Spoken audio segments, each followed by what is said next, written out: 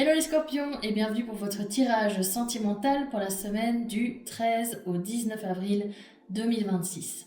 Alors avec le 10 de coupe ici en énergie principale, on nous indique qu'il y a un vrai potentiel de bonheur dans une situation.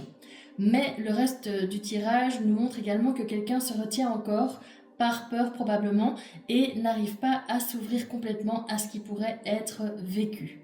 Alors on va regarder ensemble plus en détail avec les énergies qui se trouvent au dos de chaque jeu, comment on peut affiner encore ce message. Donc ici, le 5 de Pentacle, il est clarifié par le 4 de denier.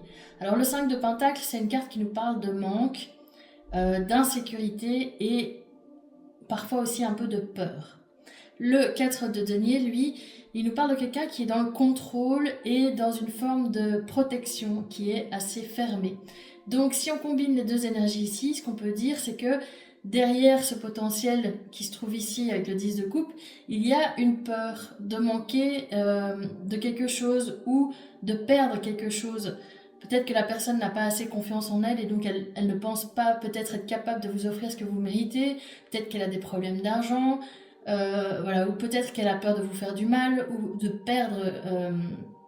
Parfois, il y a des gens qui sont terrorisés à l'idée de perdre une forme de bonheur qu'ils pourraient avoir avec quelqu'un. Donc, il y a une difficulté ici. On voit qu'il y a cette peur qui retient la personne et qui fait que justement, elle est dans une forme de protection, de contrôle, de fermeture vis-à-vis d'un potentiel départ ou en tout cas d'une on va dire, d'un avancement, d'une évolution dans une situation, dans une relation. Alors, on va voir avec les autres énergies. Ici, on a le 3 de coupe clarifié par la reine de denier. Alors, le 3 de coupe, il parle de partage, de joie, de rapprochement. C'est vraiment une belle énergie, une belle carte de bonheur. Et la reine de denier, elle, c'est une personne qui est assez stable, qui est douce, qui comment dire, donne une idée, une impression de sécurité, de stabilité. Et donc avec ces deux cartes ici, on voit que il y a malgré ça quand même une énergie douce, positive, il y a des moments partagés, il y a un lien qui est agréable, qui pourrait aussi vraiment s'ancrer dans la durée, dans quelque chose de stable. Mais donc comme on le voit ici, il y a ces peurs qui sont présentes et qui retardent en fait l'évolution de la situation. Alors avec le 2 de Pentacle, clarifié par le 8 d'épée ici, on nous parle avec le 2 de Pentacle de quelqu'un qui hésite, qui doit faire un choix mais qui ne sait pas vers où aller. Et avec le 8 d'épée, on voit ici que cette personne, elle est dans une forme de blocage mental. Euh, il y a une forme de limitation aussi, mais ce sont souvent avec le 8 d'épée des limitations internes, c'est-à-dire que c'est soit une forme d'auto-sabotage, soit des croyances limitantes, mais des choses qui font qu'en fait cette personne a l'impression de ne pas être à la hauteur, de ne pas pouvoir offrir, de manquer, d'avoir peur de perdre.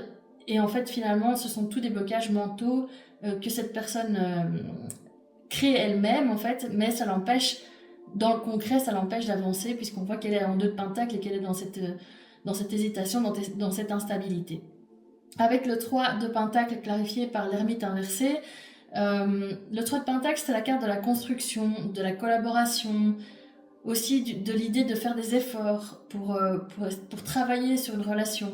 Et la carte de l'ermite inversé, elle nous parle d'un isolement, d'une forme de stagnation, en fait, aussi d'une certaine forme d'évitement. Il y a quelqu'un qui va vraiment se fermer, se replier sur lui-même ou sur elle-même pour éviter de devoir faire un choix et de devoir finalement affronter ses peurs et ses pensées limitantes qui l'empêchent d'avancer vers quelque chose avec ce 10 de coupe qui pourrait être magnifique.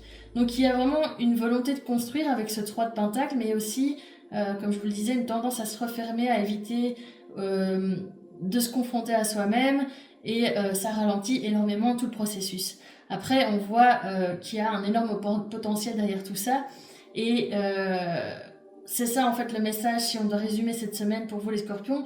On voit que le potentiel est là mais qu'il ne pourra se concrétiser qu'à partir du moment où la personne qui est dans cette forme d'isolement, de fermeture à cause de ses peurs, à cause de cette idée, cette notion de manquer de quelque chose ou de perdre quelque chose, si elle ne dépasse pas ses peurs, elle ne pourra pas justement faire évoluer les choses. Donc la situation pourra se concrétiser une fois que cette personne aura dépassé ses peurs et qu'elle aussi acceptera de s'ouvrir et pas d'être dans cette forme de retrait et d'isolement. Voilà, j'espère que cette guidance vous a plu et qu'elle a résonné en vous. Si c'est le cas, n'hésitez pas à la liker, à la partager, à la commenter et puis surtout à vous abonner à ma chaîne en n'oubliant pas de cocher la petite cloche pour recevoir les notifications et donc être prévenu quand je publie de nouvelles vidéos.